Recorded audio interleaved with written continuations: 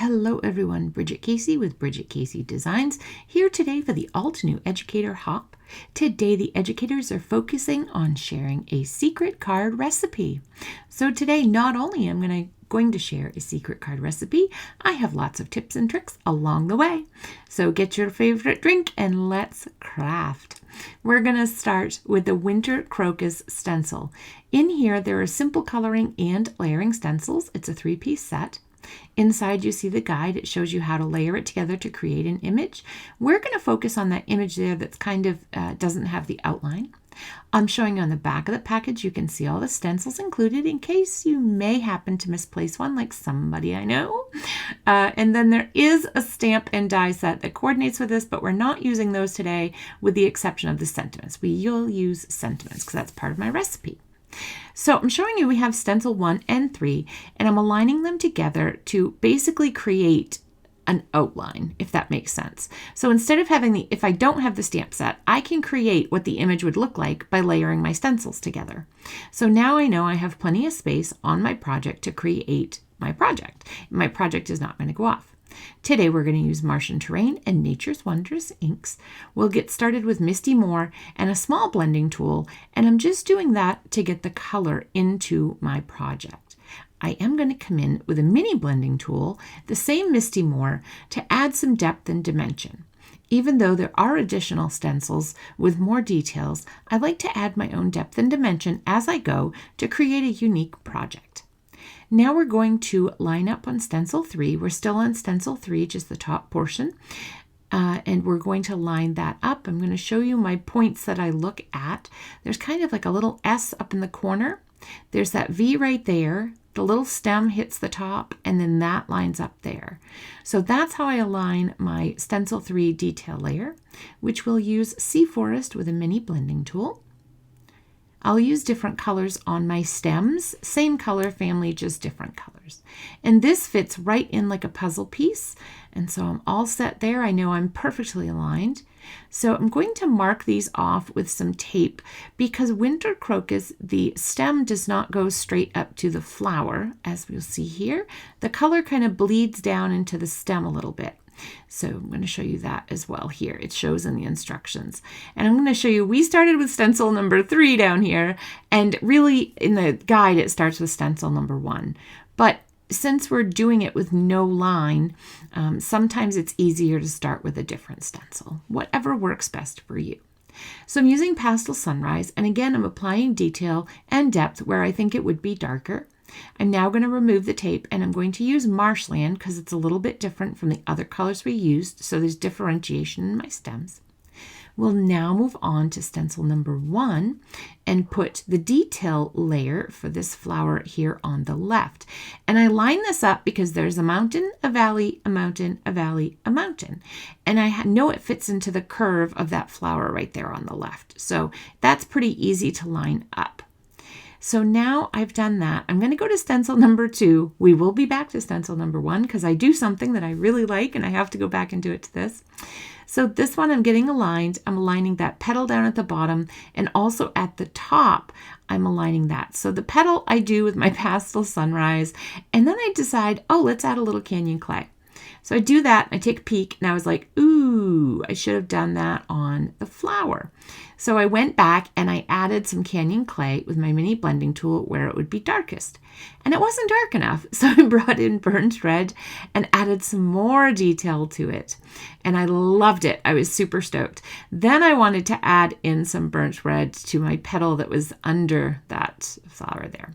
So I'm sliding over my top, and at the top you see kind of a lobster claw, then there's a valley, then there's a peak. So right here, that V and that peak, that's what I'm lining up, and it goes down. You can see it outlines the whole flower right there. So that's what I'm going to line up.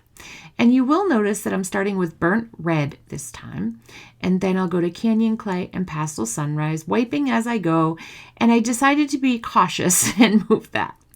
You'll notice my petal below is a little off center. Sometimes when I don't have the outline, I do have to move my stencil so it fits my image. Hopefully that makes sense. So I don't necessarily line everything up all at once. I have to go back in and wiggle around. Now I used Warm Sunshine from the Summer Afternoon and the Sunray from Golden Sunset to create my flower centers. And that's still on stencil too. I wiped that off, and now we're going to align the detail layer. Now I'm going to tape off certain sections because I want to add different colors to different sections.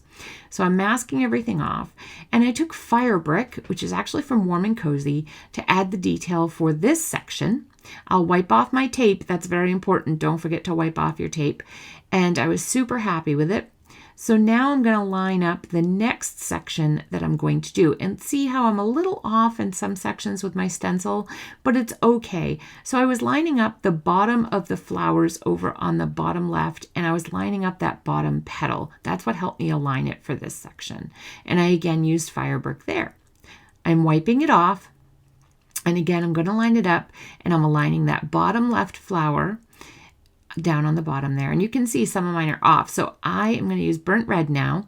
And I started going in and adding my color, and then I got a little nervous. So I added some tape over the areas I knew I did not want to get any ink on. So I'm very happy it's coming beautiful. And I'm just checking that all the spaces that are shown in the photo are shown on my image, and they are. So I'm happy. Thumbs up. I'm going to trim this down because I did put my stencil on a bit crooked. So I'm just going to trim this down so that it is 5 1/4 by 4. I don't usually do those cards. I usually do a full A2. So trying something new today. So then we are going to put this into our stamp positioner. So my secret recipe is 1, 2, 3. 1 image, 2 sentiments, and 3 embellishments. So I'm going to go ahead and I'm going to stamp out my sentiment from the set with Obsidian pigment ink. And I am using a little transparency that helps me line it up to make sure I have it straight. And I'm checking it before I stamp it, because you guys know when we do those 1-layer cards, you don't want to get to this point and have a whoops. You want to make sure it is right on the money. So I love these transparencies for that purpose. So it looks good. I'm happy with it. I'm centering it in that top sentiment. So that's where I was going. And so I got that. We're all set, making sure it's nice and crisp. We're all good to go. I decided to mat this on a piece of navy, and I flipped it over on my panel so that I knew I didn't get any grossness from my desk. And now I'm applying the Instant Dimension foam tape over the back of the panel, being careful not to squoosh my panel too much because the obsidian is still drying. And I'm so afraid of my card panels falling in. It happened once 27 years ago. And so I put a lot of foam tape, but that's okay. And another tip and trick, if you're having difficulty lining it up on a dark surface with a dark panel, take a piece of white cardstock, or in my case, my water bill, and get it put on there. So this is where the 3 comes in. I'm using the Warm and Cozy enamel dots, and I'm going to add 3. Now, you could also add 3 groups of 3, just something in 3 to get my 1, 2, 3 secret card recipe. So I hope that you guys have enjoyed the tips and tricks that come along with this particular stencil set, and I hope you look at your stencils and realize you don't always have to use the outline image. Don't forget to have more fun on this amazing hop from all the Altenew educators. We are so excited that you are joining us. Until next time, happy crafting.